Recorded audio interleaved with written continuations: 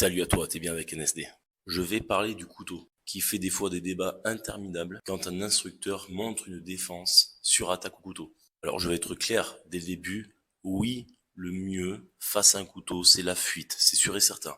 Mais maintenant, quand vous pouvez pas fuir, que vous êtes bloqué dans une rue sans issue avec vos enfants par exemple, et que vous faites agresser au couteau, il faut bien tenter un moyen pour pouvoir s'en sortir. Attention, je parle bien d'une menace qui va mener à une attaque. Car si c'est un acte criminel directement, vous ne pouvez rien faire. Il va passer à côté de vous, vous planter, et c'est fini. Il n'y a pas de bonne ou de mauvaise manière de se défendre contre un couteau.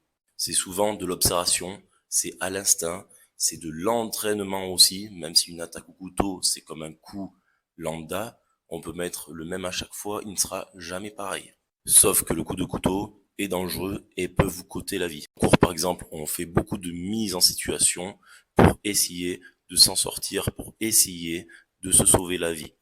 Mais attention, ça ne veut pas dire que vous allez y arriver, et ça ne veut pas dire non plus que vous allez en sortir sans blessure. Si vous n'avez pas le choix, il vaut mieux tenter quelque chose que se faire planter bêtement. Mais si vous le pouvez, le mieux reste effectivement la fuite. Ah oui, pour tous les champions derrière leur téléphone qui critiquent, parce que c'est facile, qui disent ce qu'ils montrent c'est pas bien, ça marche pas, la technique est pas bonne. Si vous avez zéro moyen de fuir, vous ferez quoi vous?